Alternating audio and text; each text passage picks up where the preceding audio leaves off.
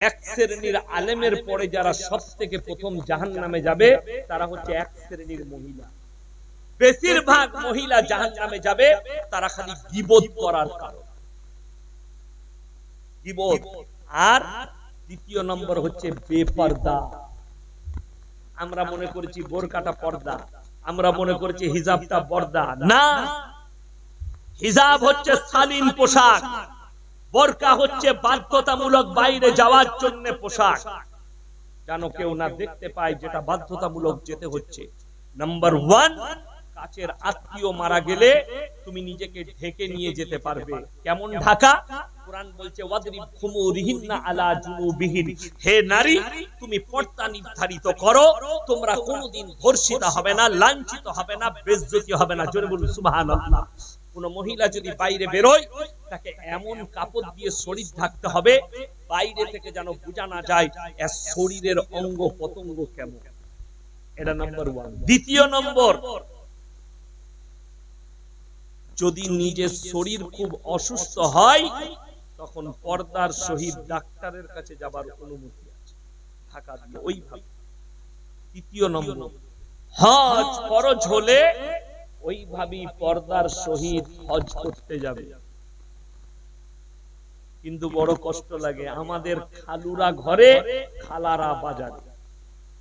ঠিক বললাম না ভুল বললাম?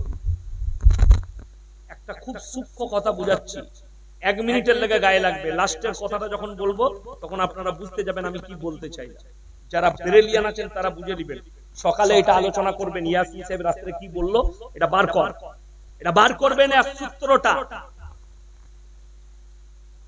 ছোট ছেলে আপনাদের ইমাম সাহেব আর আমি ক্লাস, তো আমরা খুব কাছের বন্ধু।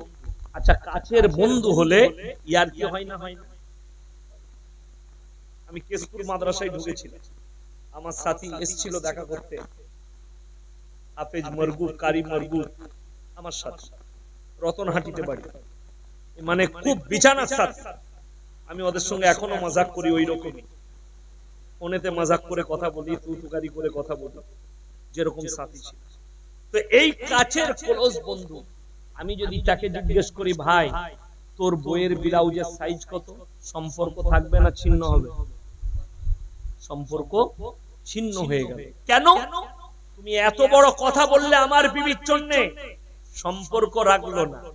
আমার ভাই, বড় দুঃখের বিষয়, সম্পর্ক ছিন্ন করলো সামান্য এই কথার জন্য যে আমার বিবির জন্য এটা বলেছে। অথচ আপনার বিবিরকে বাজারে ঠেলে দিয়েছেন, একটা পর পুরুষ বসে আছে কাপড়ের দোকানে, সেখানে গিয়ে তোমার বিবি বলছে দাদা আমার একটা 36 সাইজের ব্লাউজ দাও, তখন তোকে লজ্জা লাগে। কথা বুঝাতে পারলাম?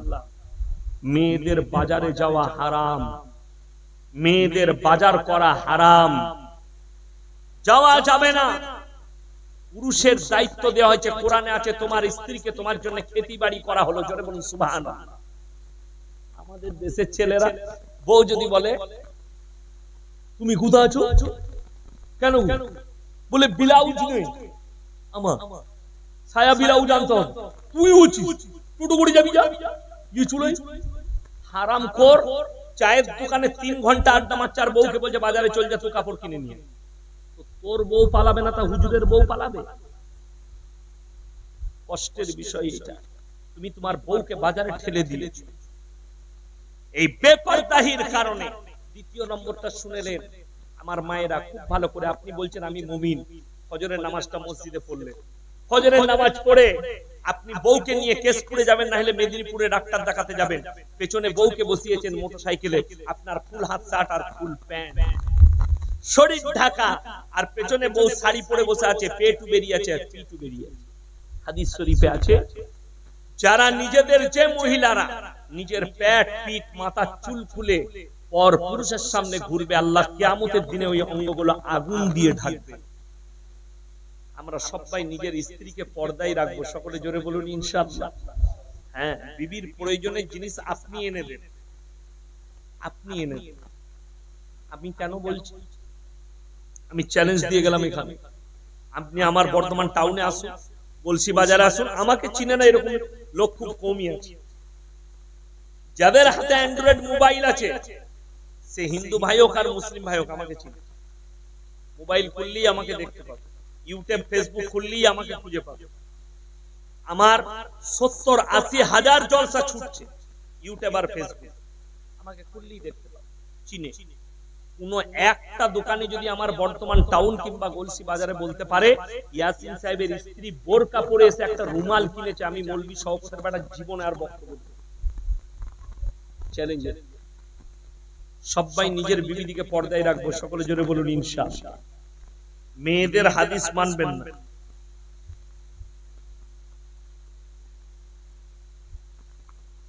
বাংলাদেশের নির্যাতিত ছাত্র ছাত্রীরা গুলিবিদ্ধ হয়ে মারা যাচ্ছে, এই বিষয়ে দেখুন। আমার মনে হয় এক সপ্তাহ ইন্টারনেট বন্ধ ছিল কয়েকদিন, তো যেটা জানা যাচ্ছে কয়েক হাজার ছাত্র ছাত্রী স্টুডেন্ট মারা গেছে, নিহত হয়েছে পুলিশের গুলিতে। আর পুলিশগুলো মুসলমান, যারা মারা যাচ্ছে তারাও মুসলমান। তবে হাসিনার উচিত এই সময় পদত্যাগ করা, তা না হলে শ্রীলঙ্কার মতো ওদিকে ছুটিয়ে ছুটিয়ে মারবে। অলরেডি 22টা এমপি দেশ ছেড়ে দিয়েছে বাংলাদেশ। হাসিনার 22 জন এমপি পালিয়ে গেছে দেশ ছেড়ে। আজকের যা পরিস্থিতি দেখলাম, হাসিনাকে গদি ছাড়তেই হবে, ছাড়া দরকার। ভালো ভালো উলামায়ে দ্বীন জেলের কুঠরিতে, যারাই হক কথা বলেছে জেলের কুঠরিতে। আমার ভিসা বাতিল করা আছে, আমার নামে অ্যারেস্ট ওয়ারেন্ট জারি করা, পা দিলি অ্যারেস্ট করো সেই মৌলবি। আমি যেতে পারি না বাংলাদেশ, প্রচুর ইনভাইট আছে। যারা ছাত্র ছাত্রীদের উপরে গুলি চালিয়েছে এর বিচার আল্লাহ করবে না করবে। আল্লাহর বিচার কিন্তু বড় কঠিন, আল্লাহর বিচারে আওয়াজ ওঠে। তাই সকল ভাইকে অনুরোধ করব যে আপনারা সবাই, আজ থেকে আমরা সবাই মুমিন হব, জোরে বলুন ইনশাআল্লাহ। হাদিসুন নিসাই চলবেন না, মেয়েদের হাদিসে চললে অনেক জায়গায় বিপদে পড়বে, অনেক জায়গায়।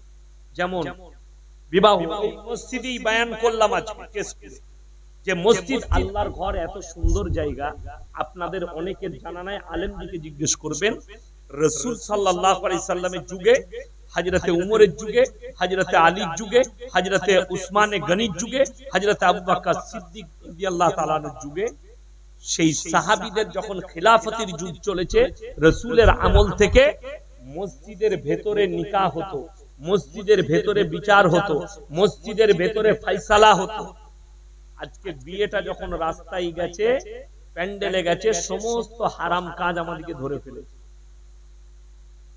এই 2 বছর আগে আমি একটা বিয়ে ঠিক করতে গেছি আমার গ্রামে, আমার দূর সম্পর্কে আত্মীয় এসেছিল, বলে হুজুর আপনি একটু আসবেন।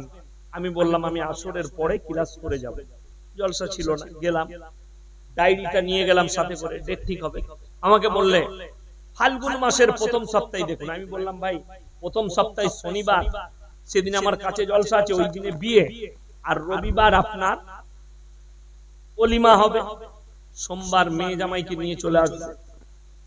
বলার পরে ছেলের বাপ বলছে বাইরে থেকে আসি, আমি এটা প্রস্তাব রাখলাম। বাইরে গেল, ফোন লাগাইছে বড় মুফতি সাহেবকে। বড় মুফতি সাহেবকে তার বউ, ওর থেকে বড় মুফতি তো কেউ নাই। তাকে বলছে হুজুর বলছে শনিবার বিয়ে। ওই দিক থেকে মুফতি সাহেব ফতোয়া দিচ্ছেন, না শনিবার বিয়ে দিলে শনি লেগে যাবে। আল্লাহ, এত বড় মুফতি! অ-ইসলামিক কালচার। আমার কথা মানলো না। সোমবার বিয়ে, মঙ্গলবার অলিমা, বুধবার জামাই বিটি নিয়ে আসবে। 3 মাস পরে খবর এলো বিয়েটা ভেঙে গেছে। এমন সোমবার কি করে শনি লাগলো? কথাটা বুঝতে পারেননি? আল্লাহর কাছে সব দিনটা সমান, জোরে বলুন সুবহানাল্লাহ। কোন ছেলে কেরলে থাকে, বোম্বাইয়ে থাকে, সে এসছে ঈদের সময়, সময় নেই, ঈদের পরের দিনে বউ নিয়ে চলে যাবে কিংবা ঈদের পরের দিনে চলে যাবে, সে বিয়ে করে যাবে, ঈদের দিনে জোহরের নামাজ পড়ে ইমামকে ডেকে বিয়ে পড়িয়ে দেবে, কোনো অসুবিধা নেই। কোনো মুক্তি যদি বলে হবে না, তাকে মুক্তি আবার করতে হবে। এটা আমি মৌলভী শওকতের বেটা বললাম, কোনো অসুবিধা নেই। আল্লাহর কাছে সব দিনটাই সমান। একটা ছেলে ফোন করছে মুর্শিদাবাদ থেকে, হুজুর আমাবস্যার রাতে কি বিয়ে হবে? আমরা মোটেই করবি না বে, কালো ছেলে হবে। কি বলবো তাকে? ও নিজেই জানে না, ওর দাদি বলেছে না হলে ফুপু, যে করা যাবে না। এই বিয়েতে দেখবেন দিন ফিন ঠিক করতে এলে সব নাস্তা দিবে মেয়েরা। আপনাদের এখানে মেদিনীপুরে কি আছে? আমাদের বর্ধমানে ডিম সিদ্ধ দিবে না, ডিম সিদ্ধ দেয় না। আপনাদের এখানেও আছে এটা? হ্যাঁ, মেয়েরা বলে কেন? বলে ডিম সিদ্ধ দিলে ভেঙে যাবে। আমি চিন্তা করলে বিয়ে ভেঙে যাবে। আল্লাহ, ডিমের পাওয়ার এত কি করে হলো? কথা বুঝতে পারেন? আচ্ছা, ডিম খেলে হজম হয় না? হয় না, হজম হয়ে যায়। ডিমের মালিক কে? মুরগির মালিক কে? তাহলে যদি ডিমের মালিক আল্লাহ হয়, তাহলে ডিমের এত পাওয়ার কি করে হলো যে ডিম বিয়ে ভাঙিয়ে দিবে? একদম এটা এক ধরনের শিরক। আল্লাহ ব্যতীত অপরকে বিশ্বাস করা, তার সৃষ্টিকে বিশ্বাস করা। মায়েদিকে অনুরোধ করবো এই ধরনের কথা বিশ্বাস করবেন। দ্বিতীয় নম্বর, আর একটা ফতোয়া আছে গ্রামগঞ্জে, জেলেবি দিস না। জেলেবি দিলে প্যাঁচ লেগে যাবে।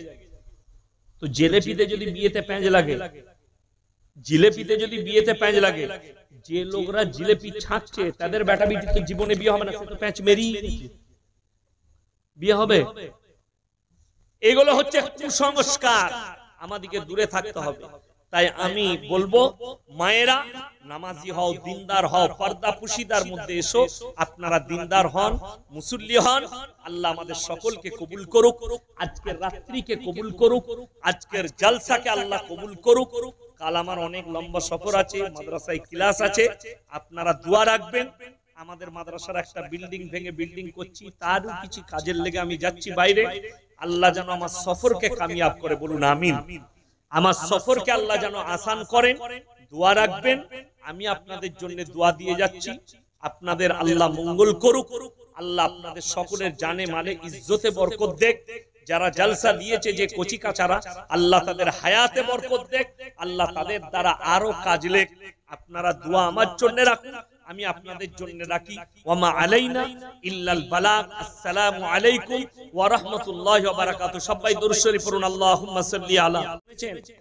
কেশপুর বাস স্ট্যান্ডে কেউ বলেছে নিজের প্রেমিককে, তুই কেশপুর বাস স্ট্যান্ডে আইবি, সবার সামনে তোকে আমি আই লাভ ইউ বলবো, এরকম কেউ বলে? ছেলেরা মেয়েরা যে প্রেম করে, অরিজিনাল প্রেমটা জাহির করে কোথায় জানেন? রাতের অন্ধকারে। পরিবারের সবাই ঘুমিয়ে গেছে, এরও পরিবারের সবাই ঘুমিয়ে গেছে, রাত 1টার সময় ফোন লাগাইছে, তোমাকে না পেলে আমি মরে যাবো। দুজনা মিলেই কাঁদছে, তোমাকে না পেলে মরে যাবো। ওই প্রেমটাই কিন্তু অরিজিনাল প্রেম। ঠিক বললাম না ভুল বললাম? মনের মহব্বত হয়েছে। আল্লাহর কসম, আল্লাহ কোরআনে বলে, পৃথিবীর সবাই নিদ্রায় চলে যাবে, তাতাজাফা জুনুবুহুম আনিল মাদাজি ইয়াদউনা রাব্বাহুম খাউফাও ওয়া তামা। পৃথিবীর সবাই যখন নিদ্রায় যাবে, যারা আমার সঙ্গে সম্পর্ক করতে চায় তারা নিরালায় নামাজের পাটিতে এসে তাহাজ্জুদের নামাজ পড়ে আমার কাছে কান্নাকাটি করবে, ডাইরেক্ট আমার সঙ্গে সম্পর্ক হবে। জোরে বলুন সুবহানাল্লাহ। আপনি ডাইরেক্ট সম্পর্ক করুন, আল্লাহর সঙ্গে সম্পর্ক। পীর না ধরলে জান্নাতে যাবে না, এটা মূর্খদের কথা। আমি জিজ্ঞেস করি, এখানে অনেক বাবাজি আছেন আমাদের, যাদের বাবরা কোনো পীরের মুরিদ হয় নাই। ঠিক বললাম না ভুল বললাম? অথচ নামাজি, মুক্তাদি, তারা ঈমানদার, দুনিয়া ছেড়ে চলে গেছে। তারা কি জান্নাত পাবে না? বড় কষ্ট লাগে। কোরআনে কোথাও পীর শব্দ নাই। যদি গোটা কোরআনে কেউ পীর শব্দ দেখিয়ে দিতে পারে, আমি মৌলবি শওকতের বেটা, আমি নাক খপ্তা নিয়ে ইস্তেগফার করে বাড়ি যাবো। এক্ষুনি নিয়ে আসুন কোরআন, পীর শব্দ দেখিয়ে। বড় দিকে সম্মান, ছোটকে স্নেহ। আলেমদের সঙ্গে যাদের কাছে ইলম আছে তাদেরকে সম্মান করুন। তা বলে এটা নয় তুমি ইয়াসিনের অন্ধভক্ত হয়ে যে আমি তোমাকে, তুমি যত রকমের পাপ করো তোমাকে জান্নাতে নিয়ে যাবো। সে পীর উমার খাবে আর মুরিদ উমার খাবে। যদি বলেন কেন, কোরআন শুনে 8 পারা সূরা আরাফ প্রথম পৃষ্ঠা, ফালানাসআলান্নাল্লাযীনা উরসিলা ইলাইহি ওয়ালানাসআলান্নাল মুরসালিন। হে আমার নবী, আমি কিয়ামতের দিনে নবী, পয়গম্বর আর রাসূলকেও দাঁড় করাবো, আর তাদের যতগুলো উম্মত থাকবে তাদেরকেও জিজ্ঞাসা, উভয়কে জিজ্ঞেস করা হবে। তোমাদিকে কেমন দাওয়াত দেওয়া হয়েছে, তোমরা কবুল কেমন করেছো। দুই পক্ষকেই আল্লাহ জিজ্ঞাসাবাদ করবেন, রিহাই কেউ পাবে না। এই যে জলসায় বসেছেন, আল্লাহর কাছে জিজ্ঞাসাবাদ। আজ থেকে নিয়ত করুন, আমরা জীবনে কেউ শিরক করব না। জোরে বলুন ইনশাআল্লাহ। আল্লাহ ছাড়া ভালো মন্দের মালিক কেউ নেই, কল্যাণ অকল্যাণের মালিক পৃথিবীতে আর কেউ নেই। কোরআন 17 পারা শেষ পৃষ্ঠা, ইয়া আইয়ুহান নাসু যুরিবা মাসালুন ফাসতামিউলা ইন্নাল্লাযীনা তাদউনা মিন দুনিল্লাহি লা ইয়াখলুকু দুবাবান ওয়ালা বিসতামাউলা ওয়া ইয়াসলুবুহুমুদ দুবাবু শাইয়ান লা ইয়াস্তানকিদুহু মিন। হে আমার নবী, বলে দাও, তোমরা যাদের কাছে ভালো মন্দ চাও তাদেরকে একবার জিজ্ঞেস করে দেখো, তারা একটা মাছি পর্যন্ত সৃষ্টি করতে পারে না। মাছি সৃষ্টি তো দূরের কথা, মাছি যদি তাদের কাছ থেকে কোনো জিনিস ছিনিয়ে নিয়ে যায়, সেটা উদ্ধার করার মতো ক্ষমতা না। তারা শক্তিহীন, আর আমি আল্লাহ শক্তিশালী। যদি এই তাফসীর না থাকে, কোরআন নিয়ে আসুন। যাদের কাছে তাফসীর আছে, মানে কোরআন আছে, আর ছুটে গিয়ে দেখে আসুন 17 পারা শেষ পৃষ্ঠা, শেষ রুকুর একদম প্রথম আয়াত। আল্লাহ এই কথাটাই বলেছে কাদেরকে? যারা আল্লাহ ব্যতীত অপরের কাছে ভালো মন্দ চায়। এখানে হাজী সাহেব কে আছেন? হাত তুলে। কেউ নাই? বিসমিল্লাহ। শুয়ে পড়েছে? ভালো। হাজী সাহেবকে সকালে জিজ্ঞেস করবে, মক্কা থেকে মদিনা 430 থেকে 470 কিলোমিটার রাস্তা, একটাও মাজার পাবেন না। আমার বাড়ি থেকে কেশপুর 150 কিলোমিটার রাস্তা, 150,000-এর বেশি মাজার আছে। ঠিক বললাম না ভুল বললাম? হ্যাঁ। আর যেমন আপনাকে বলে দিই, সুস্থ মস্তিষ্কের কোন মানুষ যদি তার বেটা দিকে ওসিয়ত করে, আমি যদি মারা যাই আমার কবরটা পুকুরের মধ্যেখানে দিবি, তা দিবে তার বেটারা? কথা বলে না? দিবে না, বলবে বাপের মাথাটা চলে গেছে, বলবে বাপের মাথা খারাপ হয়ে গেছে বলে এই কথাটা বলছি। পুকুর মারতে হবে, মাটি কাটতে হবে, তারপরে দিতে হবে। আমি খালি ভেবে পাই না, বোম্বেতে পানির মধ্যেখানে হাজী আলী বাবার মাজার। আমি একটা জলসায় চ্যালেঞ্জ দিয়েছি, আজকে আবার চ্যালেঞ্জ দিয়ে গেলাম। ওলিরা যদি কবরে বেঁচে থাকে, শরীর যদি সশরীরে থাকে, আমি ভারত ছেড়ে দেব চ্যালেঞ্জ, মাজারটা ভাঙা হোক, সেখানে কিচ্ছু নাই, ফাঁকা মাঠ। হাজী আলী বাবা কোথায় মরেছে, কোথায় কবর আছে, আল্লাহ ছাড়া কেউ জানে না। কিন্তু বাজার চালাবার লেগে ওটা তৈরি করেছে। তার দলিল, আমার গাড়িতে চাপুন, আমি এসি মেহমান খানায় রাখবো, আমার বাড়িতে খানা খাওয়াবো কালকে, আমার এলাকায় নিয়ে গিয়ে দেখিয়ে দেবো। আমি ফাইসালা করতে গেছি। কি হয়েছে বাবা? একদল বলছে ওরস করবো, একদল বলছে করতে দেবো না। আলহামদুলিল্লাহ। আমি বললাম তোমরা কেন করতে দিবে না? তুমি যে করছো, তোমার এই কবরটাই মাজারে কে শুয়ে আছেন? কোন হুজুর শুয়ে আছেন? সে বলছে হুজুর কেউ নেই, পাথর চাবড়ি থেকে পাথর এনে করেছি। আমরা তো জুতো খেয়েছি। ইসলাম কার উপরে টিপকে আছে? সত্যের উপরে না মিথ্যার উপরে? সত্যের উপরে। মিথ্যা কবর বানিয়ে সমাজকে ধোঁকা দিচ্ছে। কত বড় প্রতারক! আমি কুরবানির 1 মাস আগে জলসায় যাচ্ছিলাম উত্তরবঙ্গে, কালিয়াগঞ্জ থানায় জলসা ছিল। তো আমি আমার বাড়ি থেকে দার্জিলিং মোড়, পানাগড় থেকে রোড ধরেছি বোলপুর, বোলপুরের পরে রেলের গায়ে গায়ে আহমদপুর, ওই রুটে যাচ্ছিলাম। আহমদপুর আর বোলপুরের মধ্যখানে আমার গাড়ি কিছু যুবক আটকিয়েছে। আমি ড্রাইভারকে বললাম আমার দিকে পাঠাও। কি হয়েছে বাপ? বলে হুজুর আমরা ওরস করব। আলহামদুলিল্লাহ, ভালো জিনিস তো। বাবা ওরসে কি কি হয়? চাঁদা তো দেবো।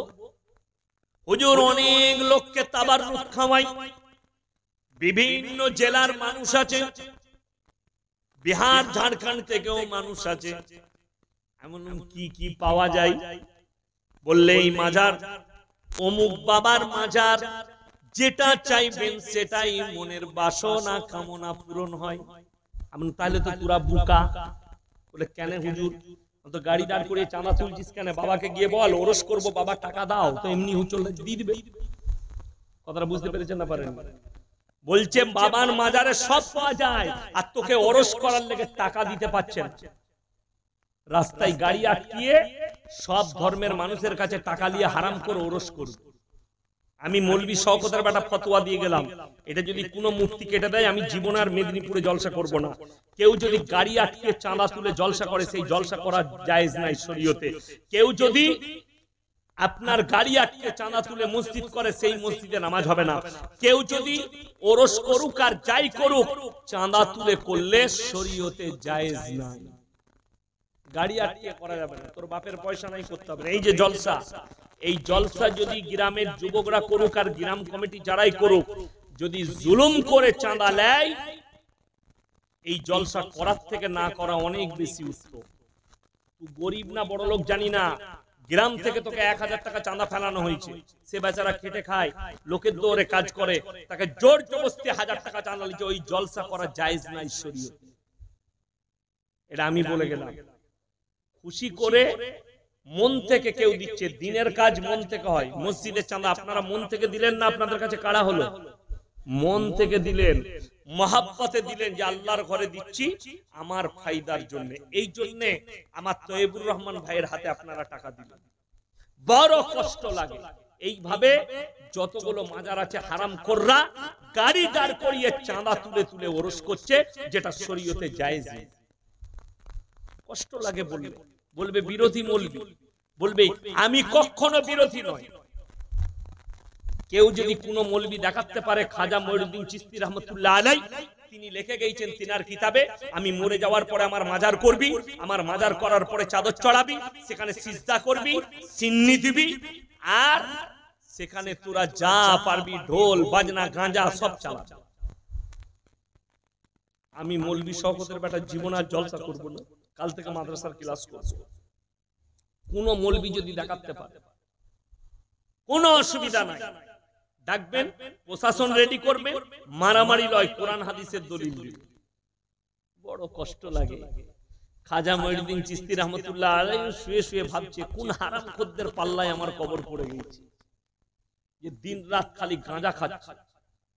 আপনি চলুন আমাদের বীরভূম ডিস্ট্রিক্টে পাথরচাবড়িতে যতগুলো পৃথিবীর পাপ আছে, আমি একটা জলসাই বলেছি, এটা যদি মিথ্যা হয় বীরভূম ডিস্ট্রিক্টে, এবং আমার যে জলসাই গেছে সেখানে কমেন্ট গুলো দেখে নেবেন বীরভূমের লোকে। পশ্চিম বাংলায় আমাদের বর্ধমান হোক, বাঁকুড়া হোক, আর আশেপাশের জেলাগুলো, কেউ যদি কারুর বউকে নিয়ে আর মেয়েকে নিয়ে পালায়, কোথাও না খুঁজে পেলে পাথরচাবড়িতে খুঁজে পাবে। ওই মাজার ওখানে ঘর ভাড়া পাওয়া যায়। বাস্তব বললাম, এটা মিথ্যা নয়। কেন? যত রকমের পাপের আড্ডাখানা সেখানে খোলা হয়েছে।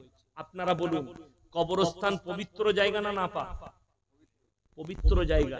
সেখানে যদি কোনো নাপাক লোক ঢুকা যাবে? ঢুকা যাবে না। খাজা মঈনুদ্দিন চিশতি রহমাতুল্লাহ আলাইহি আজমিরের মাটিতে শুয়ে আছে, সেখানে অমিতাভ বচ্চনের ছেলের বিয়ে হয়েছে, তার বউকে নিয়ে আশীর্বাদ নিতে গেছে। তাকে জিজ্ঞেস করুন তো পবিত্রতা কি? সে রাতের বেলায় মিলামিশা করে সে গোসল করেছিল নাকি? তাকে জিজ্ঞেস করুন তো ফরজ গোসলটা। সে হারামখোর গিয়ে মাজারে ঢুকে পড়ছে, মাজারে সিজদা দিচ্ছে খাজা মঈনুদ্দিন চিশতি রহমাতুল্লাহ আলাইহির কবরে। চাদর চড়ানো যদি জায়েজ হতো, আল্লাহর রাসূলের কবরটা আসমান পর্যন্ত হীরে মতি মুক্ত চেদরে ঢেকে যেত, ঠিক কি না? রাসূলের কবরে জায়েজ নেই, পৃথিবীর আর কোনো মৌলবি মোল্লা পীর ফকিরের কবরের জন্য জায়েজ হতে পারে না। আল্লাহর রাসূলের কবরে সিজদা নেই, পৃথিবীর আর কোনো মৌলবি মোল্লা পীর ফকিরের কবরের জন্য সিজদা চলবে না। আল্লাহর রাসূলের কবরের সামনে দাঁড়িয়ে ভালো মন্দ চাইতে পাবেন না, পৃথিবীর আর কোনো মৌলবি মোল্লা পীর ফকিরের কবরে চাওয়া যাবে। বড় কষ্ট লাগে। আপনি আল্লাহকে বাদ দিয়ে কাকে চাইছেন? আচ্ছা, আমি যে ইয়াসিন এখন বেঁচে আছি, আমাকে যদি এরা কেউ মারতে আসে, আমি আটকাতে পারবো না? পারবো। আমি বেঁচে আছি, শক্তি আছে, আমাকে এক ঘা মারলেও তারপর আমি তাকে ধরতে পারবো। আচ্ছা, আমি মরে গেলে আমার পাওয়ার বাড়বে? আমাদের দেশের ভণ্ডরা বলে পীর সাহেব মরে গেলে তার পাওয়ার বেড়ে যায়। তবে বেঁচে থাকতে পাওয়ার ছিল না, মরে গিয়ে পাওয়ার বেড়ে গেল। আচ্ছা, মৃত মানুষ কিছু খেতে পারে? খেতে পারে না। আমাদের এলাকায় একটা বড় বুড়ো তেঁতুল গাছ আমি ছোট থেকে দেখছি, সেটার নাম বুড়ো পিত্তলা। সেইখানে কি করত, ছেলে মেয়েদের বিয়ে হলে বয়স্ক মহিলারা, আমাদের দাদিরা, তারা কি করত, ভালো মন্দ খাবার যেটা রান্না হতো প্লেটে করে এনে ওই গাছতলায় দিত। কে খাবে গো? বলে পীর সাহেব। তো ওরা চলে যেত, খেত কুকুরে। কিসে খেত? কুকুরে। ঘুরে এসে বলতো পীর সাহেব একদম সুন্নত আদায় করে খেয়েছে। আমরা হ্যাঁ দেখো ওই পীর সাহেব খেয়েছে কুকুরে। যে মানুষ দুনিয়া ছেড়ে চলে গেছে তার তো খাবার যোগ্যতা নাই, কথা বলার যোগ্যতা নাই। আল্লাহ তারা চলে গেছে কিসের? মৃত্যুর পরে তারা চলে গেছে আলাদা জগতে। দুনিয়ার সঙ্গে তাদের কালেকশন নাই। তারা খালি অপেক্ষায় থাকে আমার সন্তানরা আমার জন্য নেকি পাঠাবে। জোরে বলুন সুবহানাল্লাহ। আমার পরিবার আমার জন্য দোয়া করবে, দান খয়রাত করবে। তারা এই অপেক্ষায় থাকে। ওই জন্য বেঁচে থাকতে নিজের নামে দান করুন, পরিবারের নামে দান করুন, বাম্মায়ের নামে দান করুন, আত্মীয় স্বজনের নামে দান করুন। যদি কিয়ামতের সকাল পর্যন্ত নেকি পেতে চান, এই মসজিদে আপনি যখন সাদকায়ে জারিয়া দিবেন, আপনার পয়সার দ্বারা সিমেন্ট আসবে, পাথর লাগবে, কিয়ামতের সকাল পর্যন্ত আপনি কবরে শুয়ে শুয়ে নেকি পাবেন। জোরে বলুন সুবহানাল্লাহ। কিন্তু আমাদের দেশের লোক মরে গেলে মরার উপরে খাড়া। কেন বলুন তো? আমাদের সমাজটাই চলছে হাদিসুন নিসায়। হাদিসুন নিসা বুঝেন? মেয়েদের হাদিসে। এই মেয়েদের হাদিস বললেই খুব ফ্যার। আমি এখন বলে দেবো, এই চরকার মায়েরা বলবো 8 করোড় বেটা মৌলবীকে জীবনে আর দাওয়াত দিবি না। আমি ফেরে পড়ে যাব। কিন্তু বলতে হবে, 2-4টা কথাও বলে যাই। মায়েদিকে অনুরোধ করছি, মরার ওপরে খাড়া দাঁড় করাবেন।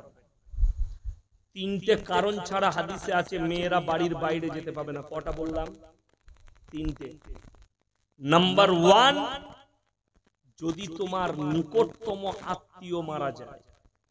আমাদের মায়েদের একটা রোগ আছে, কোথায় মুখ বাসনে কে মারা গেছে এই শাড়ি পরে গাড়িতে বসে পড়ে। বেটা বলছি তুই তো যাবি, তোর কে হয়? তুই জানি না তোর বাপের ফুপুর বিয়ানের অমুকের তমুকের ঠিক একটা কুটুম বার করে দিবে। আমরা অত কুটুম জানি না, আমাদের মা খালারা এত কুটুম জানে। দূর সম্পর্কে আত্মীয় হলে যাওয়া যাবে না, নিকটবর্তী। আপনারা ইমানদারির সঙ্গে বলুন তো, মেয়েরা মাইয়াত বাড়িতে গিয়ে ভিড় করলে বেশি নেকি, না আমরা গিয়ে জানাজা পড়ে দোয়া পড়ে মাটি দিলে বেশি নেকি? পুরুষরা গিয়ে মাটি দিয়ে নেকি বেশি, জানাজার নামাজ পড়ে। কিন্তু মরা ঘরে আমার মায়েদের ভিড় বেশি। কেন? ও তো গাঁ ঘুরতে যায়, কোনো গল্প করতে পাই না। যত কুচ্ছ আর গীবত ওই মরা ঘরে হয়। 3টে শাশুড়ি এক কাছে হয়ে যায়, আর বৌমাদের বদনাম, আর বিয়ানের বদনাম, আর 3টে বউ এক কাছে হয়।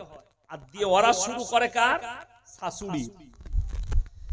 আমার শাশুড়ি ডাইনি ল, শাশুড়িটা মরছেও না ল, 2বার পা ভাঙলো তাও মরলো না ল। আর এরা বলছে আচ্ছা ডাইনি বউ জুটেছে, একদম বেদম এলো, জ্বলিয়ে দিলে ঘরকে। কষ্ট এইটা। সব থেকে মহিলারা